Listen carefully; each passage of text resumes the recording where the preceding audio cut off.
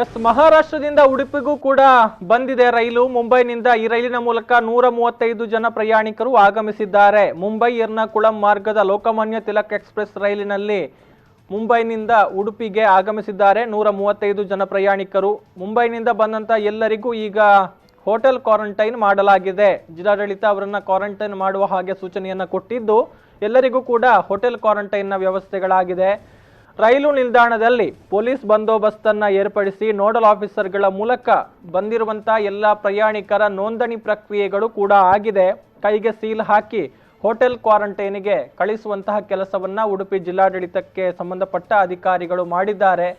ಅಂದ್ರೆ ಮುಖ್ಯವಾಗಿ ನಾವು ಗಮನಿಸಿದ್ರೆ ದಕ್ಷಿಣ ಕನ್ನಡ ಜಿಲ್ಲೆಯಲ್ಲಿ ಈ ರೀತಿಯ ಯಾವುದೇ ಒಂದು ಚಟುವಟಿಕೆಗಳಾಗ್ಲಿಲ್ಲ. ಬಂದಂತ ಪ್ರಯಾಣಿಕರು 30 ಮಂದಿ ಯಾರು ಬಂದಿದ್ರು ಎಲ್ಲರೂ ಕೂಡ ಅವರವರಷ್ಟಕ್ಕೆ ಹೋಗಿದ್ದಾರೆ. ಆ ಪೈಕಿ 3 ಮಾತ್ರ ಸ್ವಯಂ ಪ್ರೇರಿತರಾಗಿ ಸುರತ್ಕಲ್ನ ನಾಡ ಕಚೇರಿಗೆ ಹೋಗಿ ತಮ್ಮ ಮಾಹಿತಿಯನ್ನ ಕೊಟ್ಟಿದ್ದಾರೆ.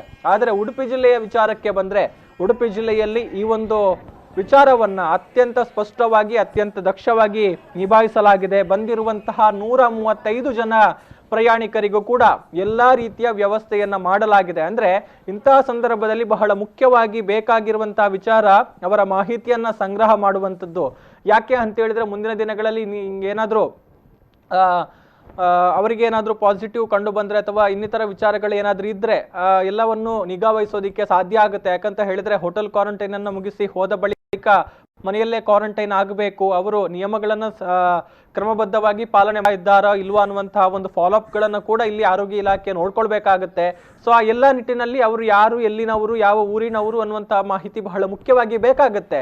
ಆದರೆ ದಕ್ಷಿಣ ಕನ್ನಡ ಜಿಲ್ಲೆಯ ವಿಚಾರಕ್ಕೆ ಬಂದ್ರೆ ಆ ಒಂದು ಮಾಹಿತಿಯನ್ನ ಕಲೆ ಹಾಕುವಲ್ಲಿ ವಿಫಲವಾಗಿದೆ ಜಿಲ್ಲಾಡಳಿತ ಎನ್ನುವಂತಹ ಮಾತುಗಳು.